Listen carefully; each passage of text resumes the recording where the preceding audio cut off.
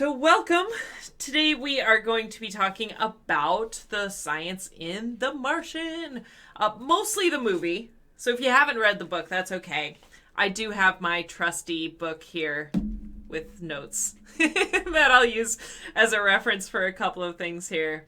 Thank you. So it's not just me, domestic. That was bugging me. We were talking before I started the recording about email being weird.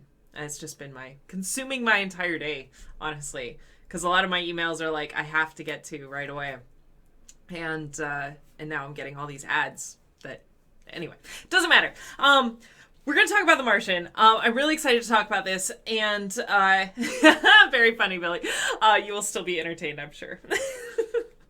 But, what I'm going to do is I'm going to break down kind of the main categories here. The Martian is something that I talk about a lot, and I feel like a lot of people saw, which is fantastic. And one of the reasons that it is so good is because the science is so good. And I think a lot of people understand that. They get that the science is so good in The Martian. So I don't get asked about it as much, but it's typically an example that I give when people ask me, like, what's your favorite science fiction movie? The Martian is definitely up there with good reason. And we'll go into all of those, but a little background on it. So I don't know how many people remember this, but The Martian actually started out as a online blog by Andy Weir, who's a aerospace engineer. I think he's an aerospace engineer. He's an engineer by trade, and was putting this blog up as if he was a person who was stranded on the surface of Mars from the perspective of Mark Watney. And it just got crazy popular and turned into a book that he was just like, all right, like I'll put it onto Kindle for like the cheapest possible price so people can read it all in one spot. And it just sold an insane amount, and then got, the film rights and got published with a major publisher. And took off. And one of the things that I love about it, oh, thanks, Josh. One of the things that I love is the attention to the science. And I think that that's what resonates with a lot of people. And certainly the writing is good. I mean, when I finally picked the book up, I could not put it down.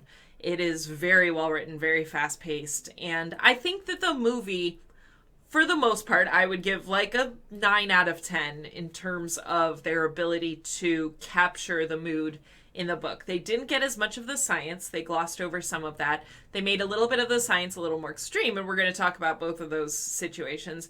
And the humor was a little toned down. I think that they didn't make Mark Watney as crass as he is in the book, because he was so entertaining to be that crass. But that makes sense. And then there was also a fair amount of not just whitewashing, but sort of racial, kind of who was playing what character was a little bit weird. But we're here to talk about the science today.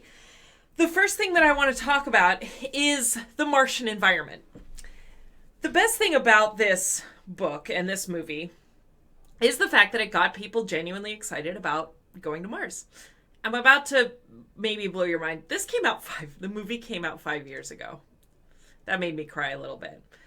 But it made me happy because the world is very different from what it was 5 years ago. And I think that this movie provides a really good escape. And more of an escape than we necessarily needed 5 years ago. But one of the things that it did is lit the fire under the seats of humanity to be like, wait, why aren't we on Mars? Like, all that technology looks familiar. It looks accessible. This doesn't seem weird that we're not, that's not a real thing. And in fact, some people were still commenting that apparently people who weren't as inclined to follow space science news as possibly a lot of you watching this thought that maybe it was like a real biopic. We have never been to Mars. But it was done so well and it felt so real. So a lot of us were really talking about that. Hey, Brad. Yeah. It was funny. They did a great job about how they got his crassness apart, like across, without actually including it. So it could maintain a PG-13 rating, that they would like read it out. It would just be F word, F word, F word, or you would just see him behind the screen swearing. But yeah, it was really good. But to science the proverbial shit out of this, let's do it. Why we haven't been to Mars, there's lots of reasons, from the technological to the political. Some of the stuff they show in the movie makes Mars look easier than it actually is. So to break down a little bit about the Mars environment, some of the things that they got really right, first thing was the landscape. Because frankly, they made it look like Mars. It looks like Mars. Mars, particularly the opening scenes, you see a lot of sedimentary rock. And sedimentary rock was really a discovery that Curiosity made about, maybe 10 years ago now. I don't know. What is time? But that Curiosity made that actually was a huge discovery for us, realizing that there not only was water on the surface of Mars, but there was water for a long period of time on the surface of Mars in order to build up those sedimentary layers. If you followed me for a while, you may know that I have a mental block against the word sedimentary, such that every time I want to say it, I have to have it written down as a reference. I go anywhere from sedentary to stratospheric to... I can never remember sedimentary rock, the layered rock.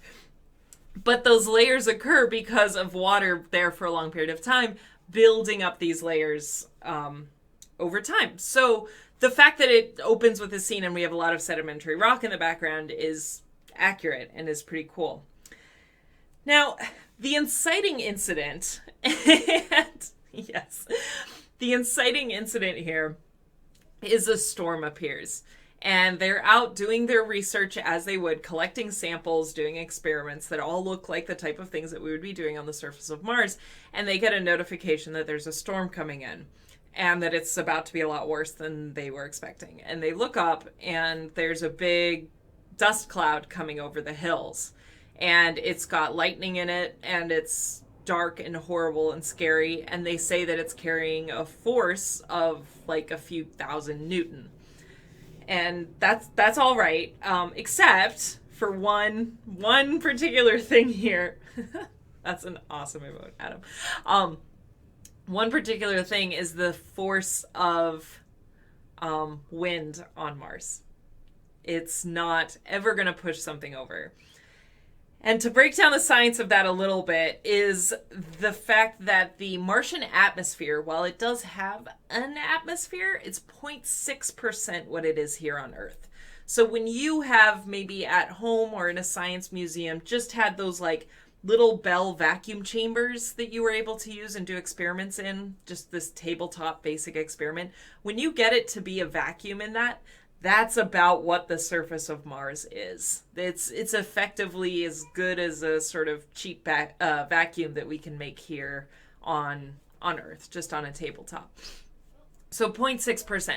What does that actually mean? What that means is that there's an atmosphere, but it's so thin that you would never feel it actually pushing you. There's no atmospheric pressure. And the pressure works in multiple directions. It can push you this way, and it holds stuff down.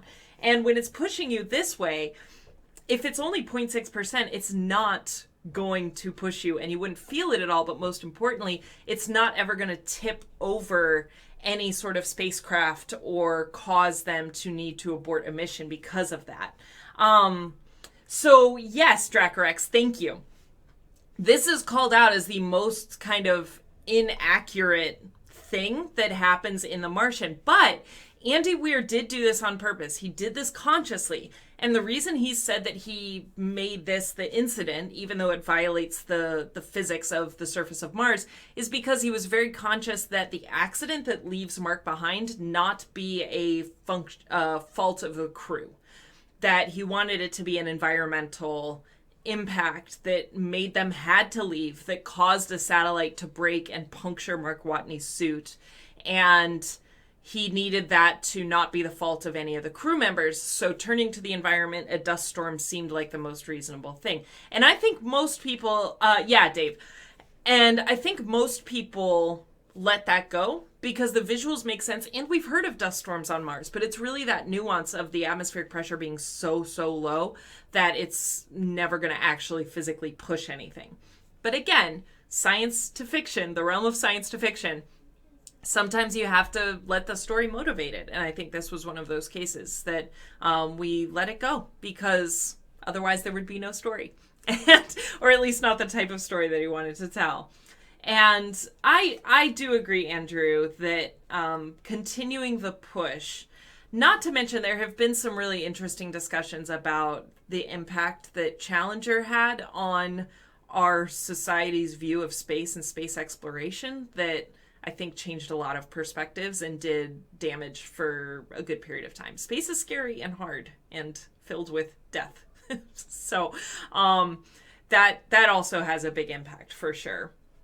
But yeah, we also see, so Brad asked about the depiction of the storm compared to Nat Geo's Mars docudrama. I think this one is a little bit more intense. We have that air pressure. We also see lightning in this one, just briefly. And we thought for a long time that you wouldn't necessarily have lightning on storms on Mars, but they have discovered like some static buildup in the atmosphere such that lightning is technically possible, but it probably wouldn't look like how extreme that it actually was there.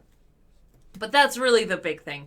Now, the dust storms that we have seen on Mars, what little atmosphere there is, it does kick up the dust. The dust has been described, as much as we've been able to observe it, as kind of the consistency of baby powder. So even if it's only 0.006, 0.6% is always the number in my mind, of Earth's atmosphere, it kicks, what little there is kicks it up, and then it just takes a long time to settle back down.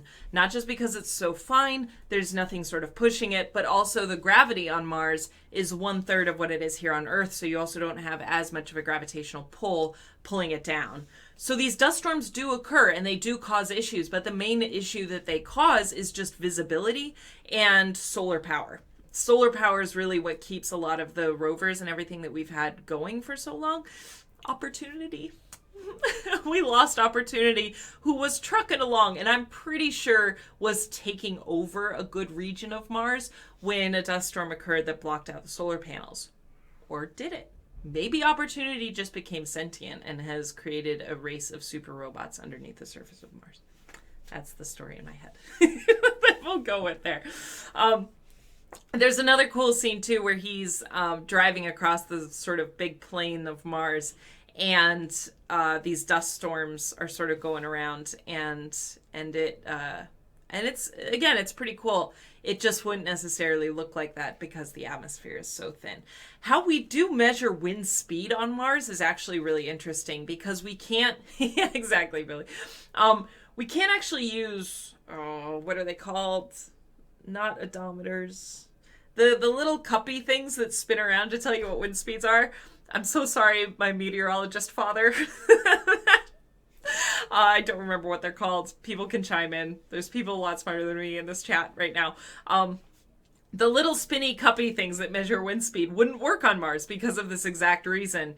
And what they use instead to measure wind speed with the things that we have, the things that we've sent up there, they measure changes in resistance in wires.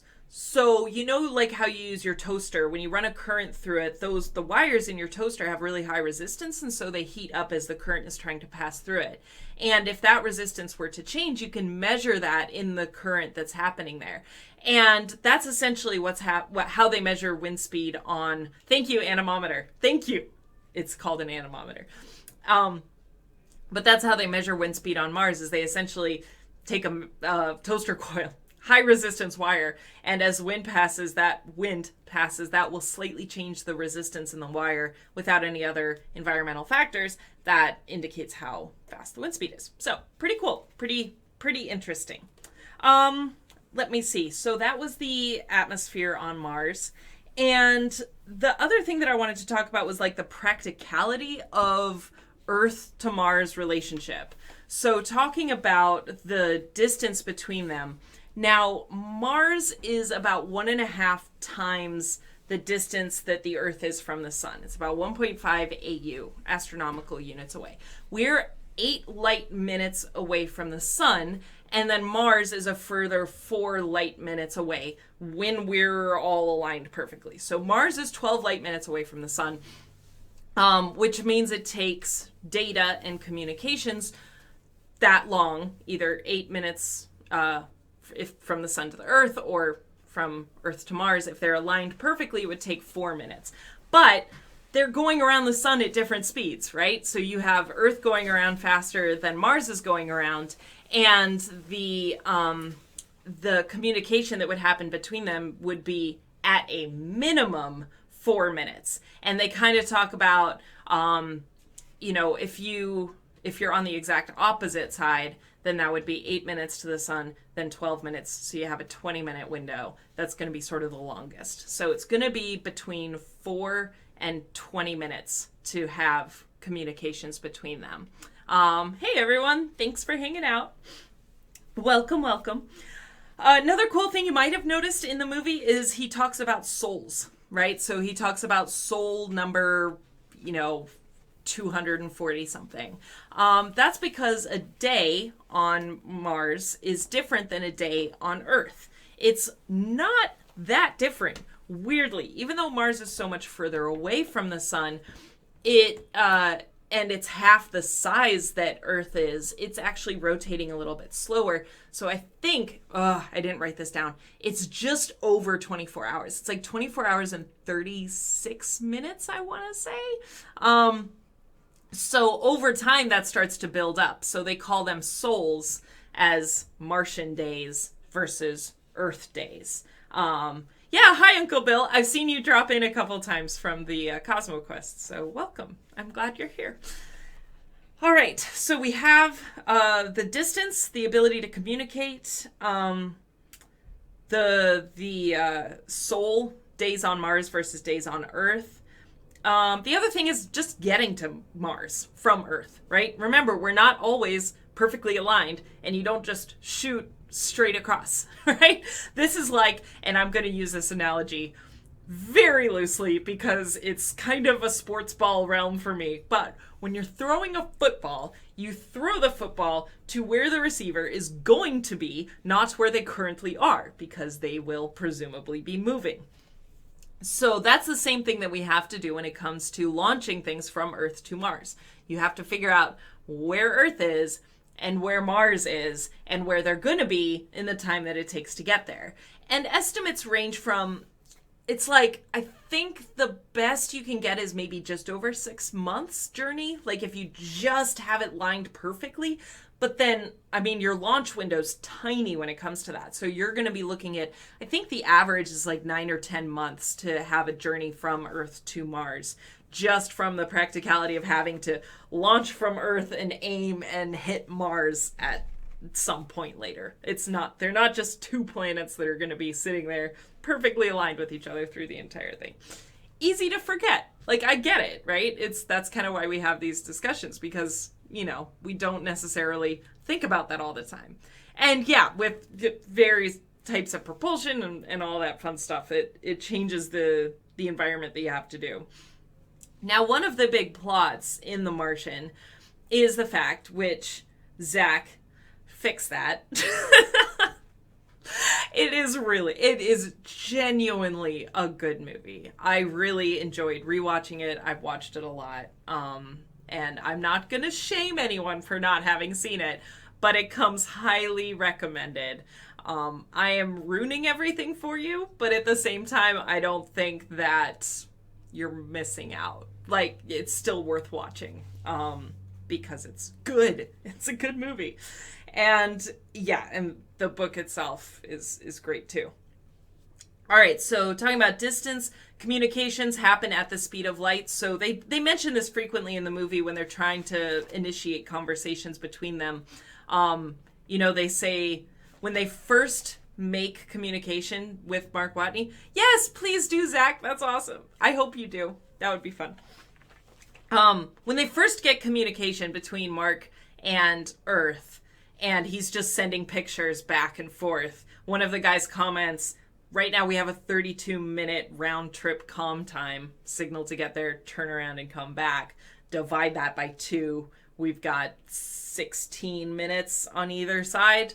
16 minutes there, 16 minutes back. That still falls in our window of 4 to 20 minute alignments. So that all works. But it's just because data you have to send at the speed of light. You're sending electromagnetic signals at the speed of light. So it's still going to take time to get there and get back. Space is really big. We forget this all the time. Space is very big, and it takes a long time for things to happen. All right. So I'm going to, the way more hard sci-fi. I'm going to actually pull in some of the harder sci-fi stuff from the book when we get to those. So we got those. All right. Gravitational slingshots. This is another big plot in the movie that I love and I personally think is fabulous. Now, they left Mark on the surface. He survived. Again, we have 0.6% of Earth's atmosphere on Mars, so effectively a vacuum. He gets stabbed with the satellite comms. Satellite comms breaks off, stabs him. Basically what it does is it tears a hole in its suit, and then it hits at such an angle that it plus the blood that came out of Mark closed the hole. That's not terribly unreasonable because it's going to freeze pretty much instantly, and if you have just a small puncture wound and you're able to close the hole, the way they describe it in the book, it definitely makes sense. And they show it pretty well in the movie too, that you're able to close this hole, that he lost a bunch of, yes, I did. Thank you, DTG. Sorry, I did at the beginning. The biggest flaw in the movie. But he had lost a lot of oxygen, but whatever was left, he was able to still be sealed in with him. They've taken off because it punctured his biometrics, so they think that he's dead. They can't find him. They take off, and then they keep trying to get stuff back to Watney once they figure out he's still alive. And through the story, they decide that original crew is going to slingshot around the Earth and come back and pick up Watney and get him again. All of that actually works. And Andy Weir has gone to great detail to justify all the orbital mechanics that he did. He did the calculations. I will trust him because orbital mechanics are no joke. Actually very complicated. But using these gravitational slingshots, or I think they call them gravity boosts in this one, basically, I've talked about this in some of my other talks, so a lot of you may have heard this before, but you essentially do a momentum transfer, that you gain momentum as you're coming towards this planet, and you can kind of treat it as a collision, and you get slingshot off in another direction, and you absorb some energy from that collision. The planet, even though it's lost some speed, its mass to velocity momentum transfer is negligible, but your tiny dinky little spacecraft is going to get a lot more velocity. So they slingshot around the Earth, pick up resupply for their entire mission, go get Watney and come back. So the gravitational slingshot thing, totally valid. Also the fact that they have an entire person who focuses on the Rich Purnell maneuver, who focuses on orbital dynamics, that is a job in and of itself. So that's totally fine. One thing I do love about calculating the gravitational slingshots. Hi, Horrible Hog. Happy to have you here. Yeah, the supercomputer scene. Thank you, DTG. So I would say the atmosphere on Mars, not being able to push over a spacecraft and not being able to break a satellite, that's like a big scientific flaw. It's been addressed. People are aware of it. It's a thing that we know of. The thing that I think made a lot of scientists and people who work in data analysis and supercomputers and all of that stuff laugh out loud in the movie is when Rich Purnell is calculating this maneuver, and then, as DTG says, he needs the supercomputer to check the numbers. That's fine.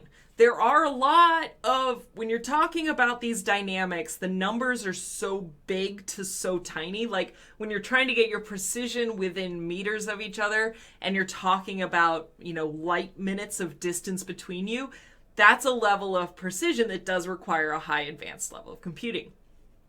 Typically, though, when we use supercomputers, what you do is you log into a cluster.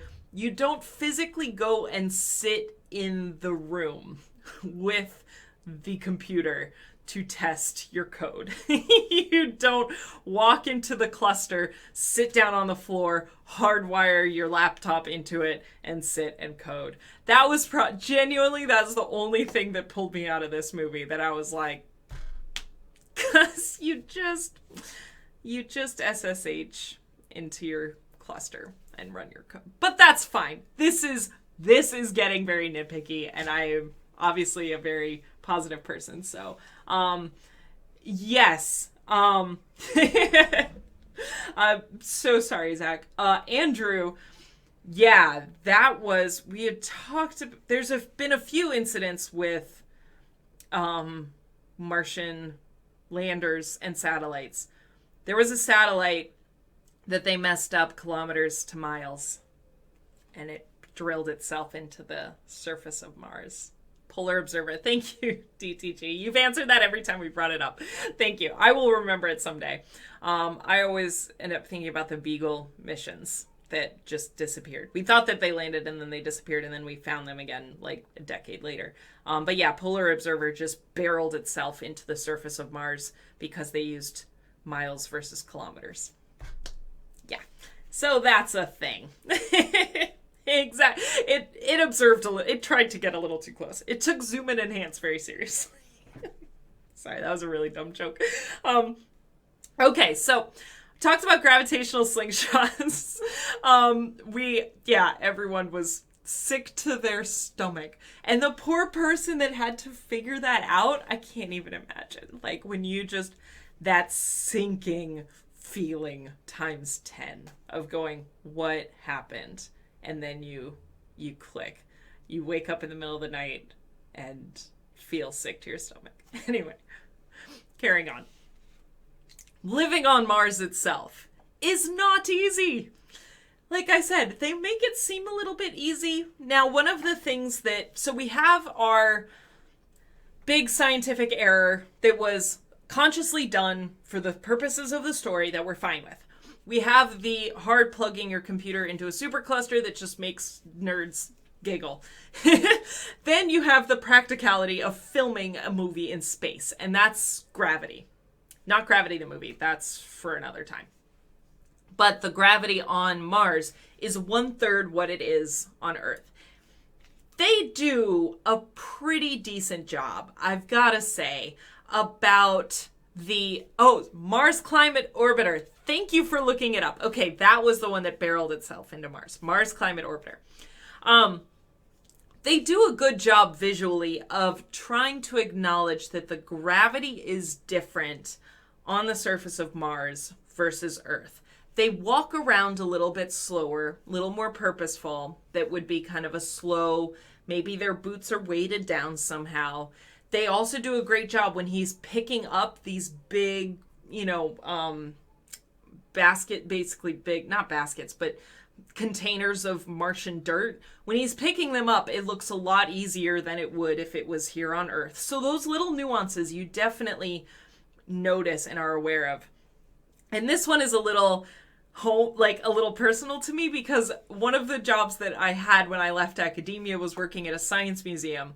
And with my background, like the job itself was part-time. It was called educator performer, and you essentially would do, shows. They have stages. You do live lab demonstrations, dissections, all those sort of things. But then you also would be on the floor answering questions, helping people, in addition to the docents and all of that. And it was. But with my background, they were like, Aaron, go sit in the space area for 7 hours a day, 4 days a week, whatever it was, and just do space stuff the whole time. And one of the shows that we did twice a day, this was really cool. The museum I worked at was the Denver Museum of Nature and Science, which has been around for a long time and is known for its dioramas. It has these old diorama halls that are like the old school museum type stuff. Yeah, Andrew, it was a lot of fun. But what they did in the space area is they made a Mars diorama of a future base station on Mars in the year 2047. And we would do a show twice a day where we would dress up in Martian spacesuits and go out on the surface. And we would be mic'd up so kids could talk to us as if we were living and working on the surface of Mars in the future. And we went to great lengths to try to make it look like we were in less gravity. So that's why I was paying a probably undue amount of attention to this. But we did some pretty cool stuff. One was like making rocks out of styrofoam, but they look like rocks, but you could lift them up and be like, whoa, Mars gravity is less. We also had a hammer on our tool bench that was sorry, I'm ruining all the magic. But we had a hammer that was attached with like a fishing line, so you couldn't really see it, and it dropped. So you drop it, and then it slowly drops down. And this is the last time I'll talk about this, but last story I'll tell, but it's really, really funny. We did a show where there was a bunch of people from NASA visiting. You know, it was one of these like fundraiser evening type shows. And we did our usual Mars show. And I wasn't the one that they targeted with this, but they were getting a kick out of it because they were figuring out all of the, you know, little tricks that we had in there. But you could climb up and around the rocks, and it was a decent diorama. And so we climbed up there, and then one of the NASA guys was like, jump, so we can see that it's 1/3 the gravity. And we came up with like this elaborate thing about NASA health and safety, and then they were like, yeah, we're NASA, we're telling you can jump. So we kind of had to get our way out of that one, but it was pretty funny. Because that was usually our thing. If kids asked us to jump, we always said, oh, health and safety, we don't want to tear our spacesuits because we would die in the vacuum of space. And then these NASA guys were like, yeah, but we're telling you can jump. So, jerks. Anyway, it was really fun. But I feel like in the movie, they did a pretty good job, even though they don't have it like physically, you know, jumping around. But the sort of slow movement, especially when they're outside, lifting those boxes, all of those, I think they did a great job trying to show that it was slightly less gravity. You kind of forget that when he's in the station, the hab itself. But again, we kind of let it go because our brains are kind of like, well, he's inside. So he's not on Mars anymore. And he can walk around normally. So we're all right with that. And yeah, I think the weighted boots kind of make sense, right? Like that would make sense for being on the surface of Mars. That's not unreasonable.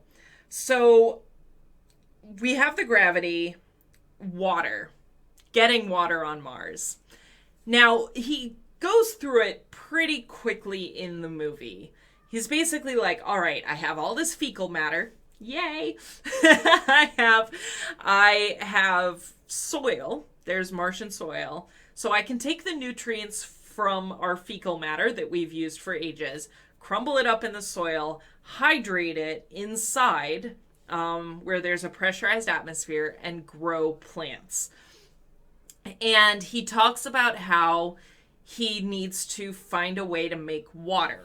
And they show it. Oh, thanks for the follow.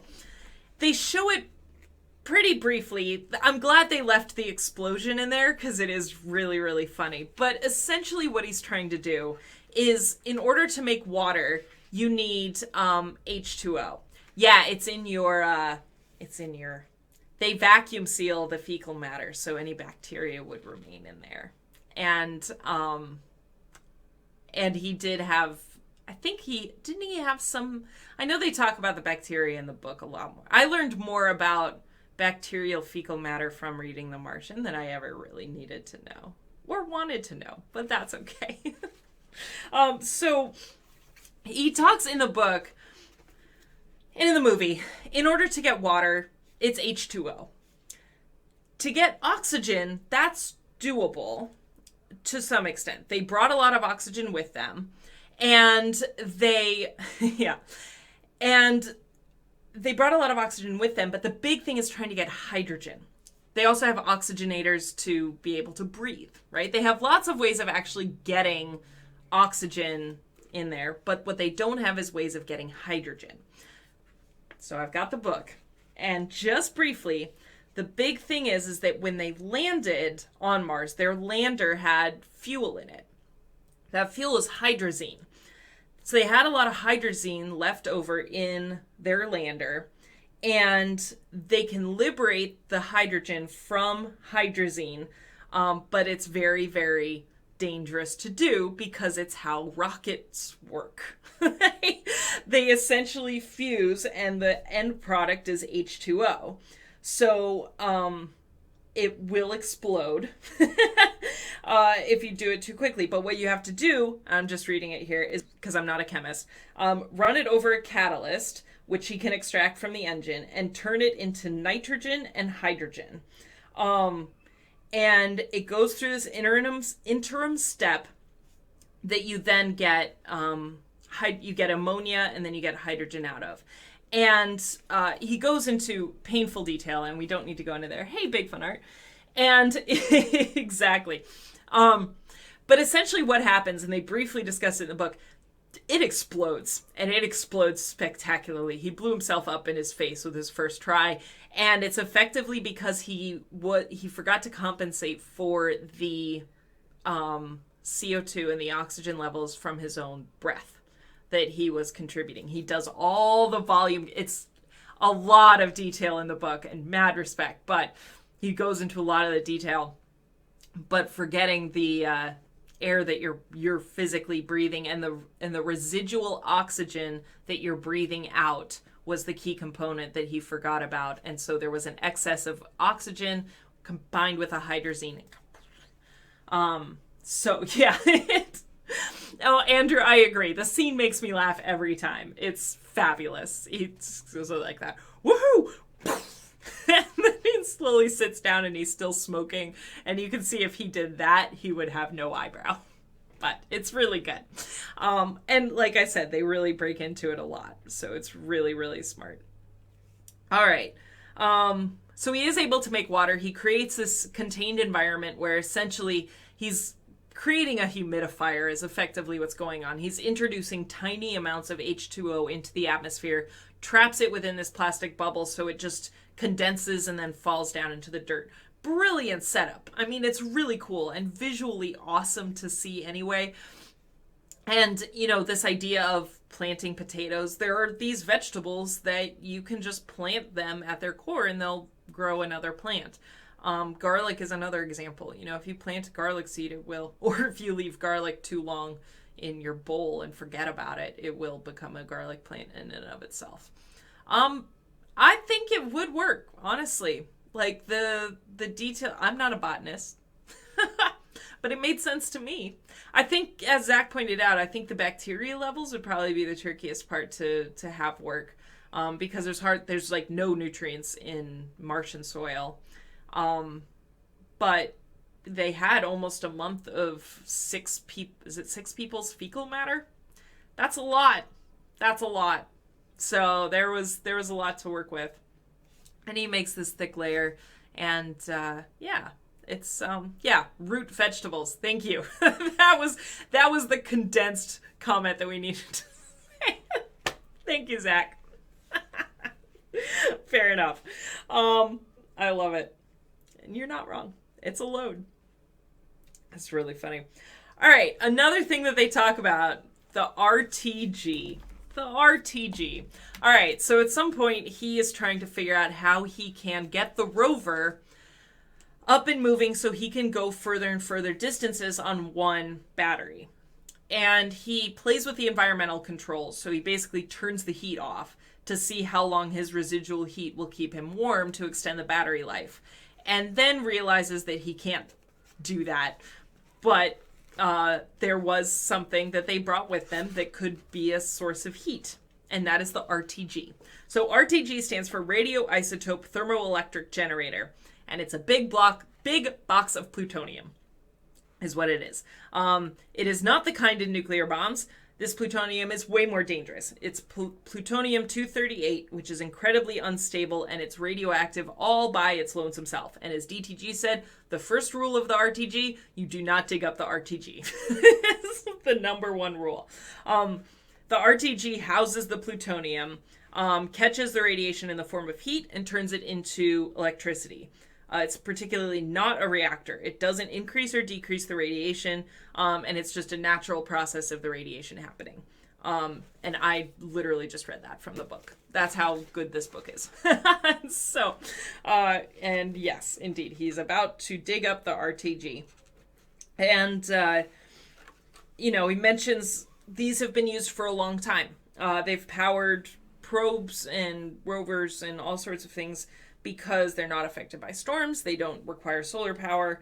And they typically haven't been used on crewed missions because you don't want to put astronauts next to a glowing hot ball of radioactive death.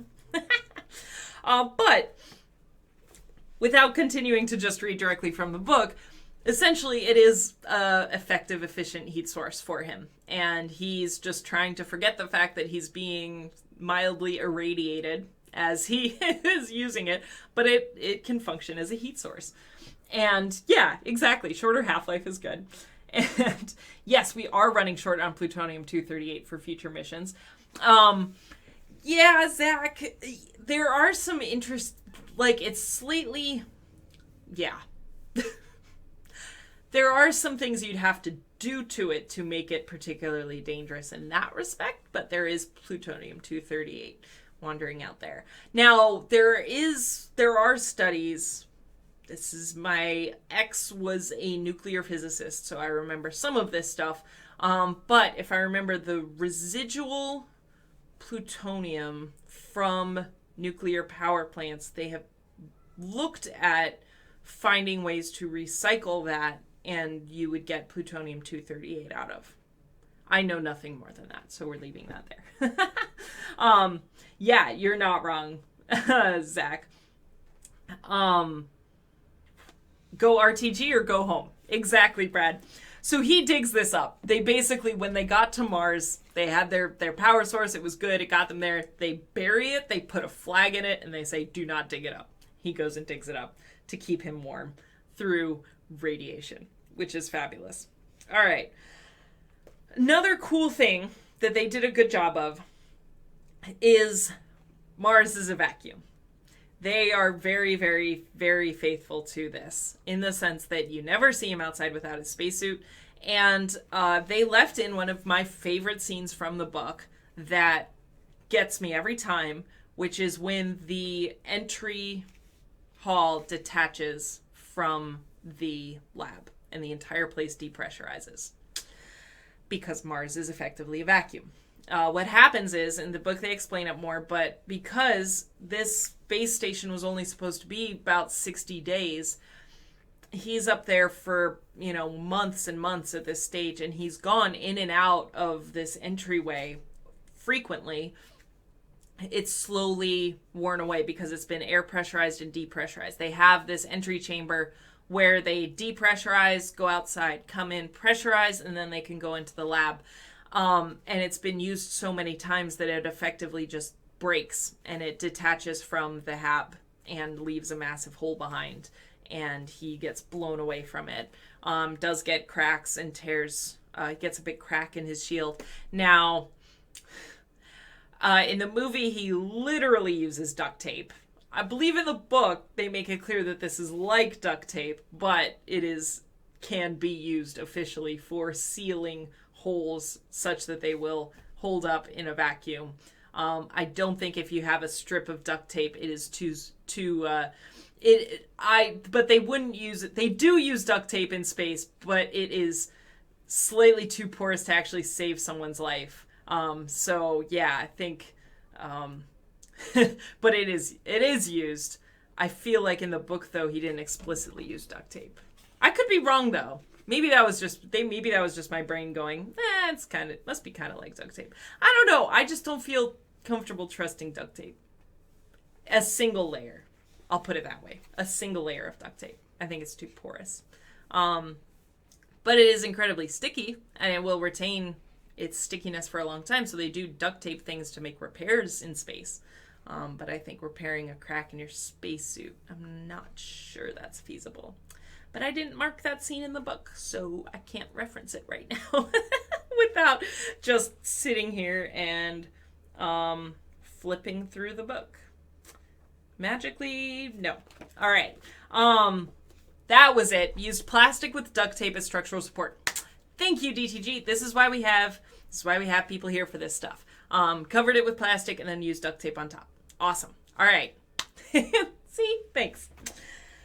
But still, really cool. And the other thing that I really appreciated, too, is when they had this explosive decompression happen, when he got blown away and the Hab decompressed, what they showed happen to his plants is pretty accurate. Not only did it freeze everything, all the water instantly froze or boiled away. It just evaporated or froze, but killed everything. Killed all the nutrients, all the bacteria. He can't grow stuff again. So that was good. That was pretty accurate. Let me see. All right, we have about 15 minutes left. So one of the other things that I love in this was the launching. Both from when they're trying to launch the initial resupply to go send him stuff. I think it was called the Iris launch. And then when Watney tries to get back. So when we're launching things off the surface, you need to reach escape velocity. You're crawling out of Earth's gravitational well. So it's going to take a lot of effort to get up and get out of there. What happens when they launch Iris? What they did is they had done everything correctly. Like, they'd done everything that they normally did to send all of this products to keep him alive. You know, stuff he can eat, nutrients, all of that stuff. They were packaging it and sent it as they normally would have in terms of the weight and all of those. But they didn't do all of their inspections. And one of the things that they did do was substitute out, and I'm not going to get the phrasing right, but they substituted out their traditional nutrient blocks for, like, paste, I think. They changed one of the things that they were sending up there. And what happens, and they describe it really well in the book, but you had all of these blocks of nutrients that they were sending up there, and they were strapped in to the rocket booster, to the probe, the thing that was going to land. They're all strapped in. And then when it launches, what happens was with the G-forces, they all compressed down. And because that was the only thing that they had strapped in there together, they all compressed down. And then once it got to 0G, or once they got small enough, they got loose from there and they were floating free in this cabin as it's continuing to launch. And it threw off the balance of the rocket ship, and the rocket ship basically precesses and then explodes. And they went into the detail a little bit in the movie, but that's what happened in the book. And it's, not great and pretty intense. The plugs out test, is that the one with the screwdriver, DTG? That they didn't put in the movie, where he fried Sojourn. Yeah, the rover. Sorry, Sojourn. That's what I meant to say. The rover. Where he was basically Let me see. A horrible hog said, "Wonder if it would be better to have a space station orbiting Mars." Yeah, I mean, there's pluses and minuses, right? That if you're gonna go all the way to Mars, you might as well try to land. If you want to give me some more details on it. Oh, hey, I found the Hab explosion. I did. Yeah, there we go. When he was drilling through, he was going to call working on the rover unplugged from the lab as it plugs out. I don't remember that. I'm sorry. I do remember what I was when he was drilling. Oh, right. Thank you. What I was thinking you were referencing was one of the great scenes in the book was when he was, thank you, when he was drilling and laid the drill down on the metal table and completed a full circuit and then fried his comm system. That didn't make it into the movie. That was a really good scene. That was pretty messed up.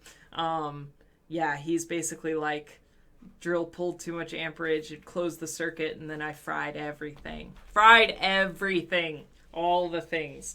So when they're launching Iris to go resupply Watney, they compress, they get out of their holding thing, and then they throw off the balance for the rocket ship. it starts to process, which is when it does that, and then it blows up. Really cool, definitely plausible. Anyone who's played Kerbal Space Program and has tried to balance the gravitational loads, this made me want to throw my computer against the wall. But that's why it's important.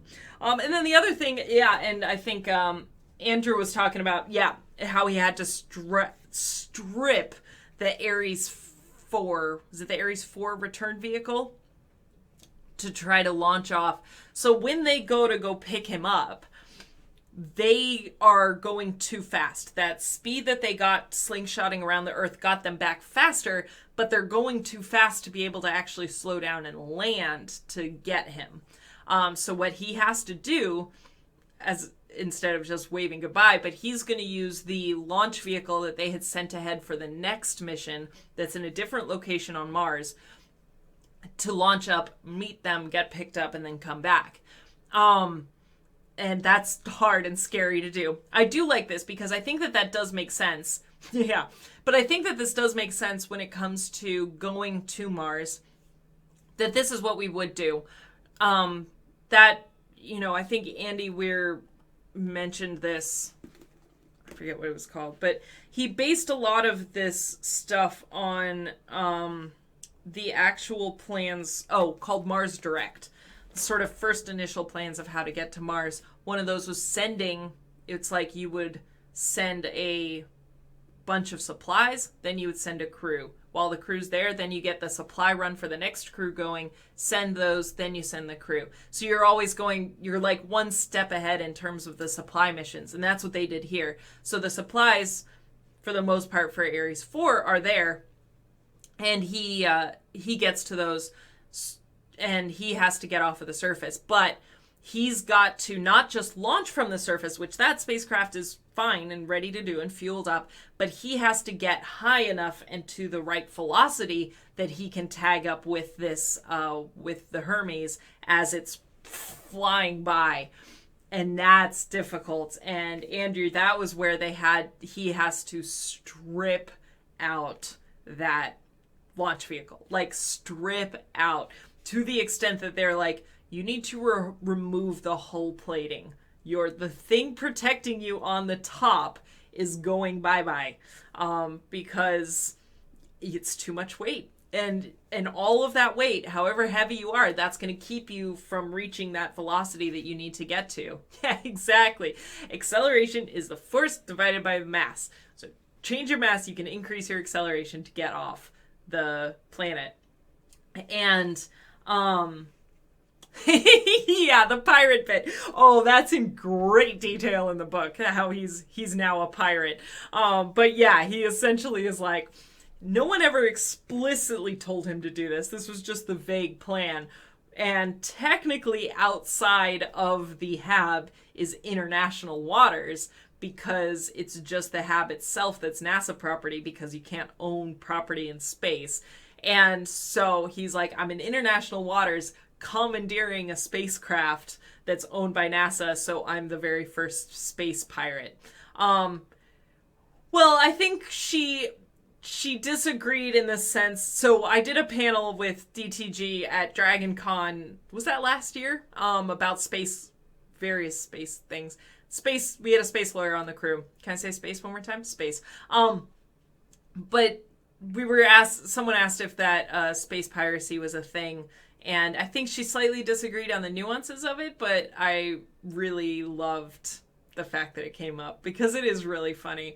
And I love in the movie how she's like, yeah, no, he explained it in great detail, how he's a space pirate. And he's asked us to call him Captain Longbeard. But yeah, he essentially has to strip all the mass off of this. And this is I think the second time in the movie that they've referenced the atmosphere being incredibly thin. So again, even though the inciting incident violates that, they kept it consistent with actual Martian science throughout, particularly when he's attaching the tarp and everyone's like, he can't launch with just a tarp covering him. And the response from the mission director is like, well, there's no atmosphere, so it's not going to be pushing down. And by the time the atmosphere is built up enough that he has enough speed, it's not going to matter. So there's a little visual nuances that don't quite work, in the sense that when he's strapping it down, it's like flapping in the wind. So it wouldn't be doing that. If it was flapping in the wind, you wouldn't want to launch with it, because that wind is still going to be there and you are going to be launching directly into it. But the dialogue surrounding it is all hunky-dory. All makes sense. And yeah, he has to launch. So let's talk briefly about the Iron Man scene. This is a deviation from the book. What happens in the movie is they get there, he launches, they're slightly off by 100 kilometers? No, 68 kilometers off. That's not good. Mission Control cannot help, they say, because they're 12 light minutes away. So they have 24-minute round time trip. So they are not able to help at all. Yeah, fair enough. But he launches off. They're not quite aligned. So he has to... They try to figure out what to do. This does happen in the book, that their alignment isn't quite right, and their matching velocities are off too. They keep trying to calculate. They're like, all right, can we use our excess fuel to match his velocity, or to match his, to intercept him, so we have the same intercept point? And they're like, well, we can, but then the speed that we're going to be going is 42 meters per second intercept velocity, which is not, I mean, you... 42 meters per second is not good. And so they can get the range to 0, but the intercept velocity is going to be 42 meters per second. Now, in the book, what they do, and they do in the movie, is that they basically decompress part of their space station. They say, we're going to close this part off, we're going to blow out the hatch. The atmosphere going out one way because of Newton's third law is going to push us this way, and it's going to increase our velocity such that the intercept velocity goes down. And so they do that, they increase, she's able to go out on the tether, they're still slightly off, and you see his capsule spinning around down below. Now in the book, that's pretty much it. They get the tether out, they adjust the spacecraft, they're able to intercept each other, it's close, but they make it. In the movie... He does actually do the Iron Man thing, where he's excited. He says, I want to be Iron Man. Cuts a hole in his spacesuit, allows the air to escape from that, pushing him. Air goes one way, he goes another way. And Jason asked, wouldn't there have been an immense amount of inertia and centrifugal force involved when he and the commander collide? Yes. Yes, for sure. Thank you for the quick conversion, Todd. 42 meters per second is about 100 miles per hour. Thank you. That he does the Iron Man thing, and then he's going, and he's not going to stop because inertia, body in motion, stays in motion unless acted on by an outside force. She grabs him, and they do a pretty good job about trying to show that inertia and the centrifugal force and the angular momentum are all at play when they meet, right? Because they grab briefly, and then flies off. But now he's got this circular momentum. He's trying to hold on to the tether. When he grabs onto it, pulls her towards him, but they don't have this perfect thing because he came in at an angle. So now they have this twisting force that's going on. They don't necessarily show the increase in speed as they're getting closer to each other, but that's a thing that would be happening. Now we can say that they're counteracting. You know, we have some feline physics maybe going on where they're moving their bodies such that they're disconcerting that. Yeah, there's they do have a lot of tension for sure that they're able to utilize, so that's fair. The tether is maxed out. They do spin around each other. I think we can kind of let it go for the most part in terms of the energy, the inertia, the centrifugal force, all of that stuff. We can kind of let it go. But the whole Iron Man thing just being dramatic tension. Gotcha. Just being able to control that, I think that that's the biggest thing. Not to mention you're losing oxygen and atmospheric pressure very fast. So, yeah, agreed. A lot of dramatic tension, for sure. And they do a good job. I mean, at that point, they convey brilliantly. Like, you feel the fact that he's not seen a person in like a year and a half, and he's actually seeing a person in front of him. You do viscerally feel that. So we are pretty much out of time. Few other highlights that we didn't necessarily get to, but are still interesting parts, not the major things. The fact that he went and found Pathfinder, love that. And the whole communication initially, before he coded Sojourner such that he could communicate with them via text, when he's just able to talk to them, he's like, if I divide 360 by 26 letters, I'm not going to be able to know my D from my E, but I can use hexadecimal systems and use a base 16 because 360 divided by 16 is a little bit more reasonable to understand the different degree values. So using the hex language, which I haven't used since I wanted to pretend I was cool in high school.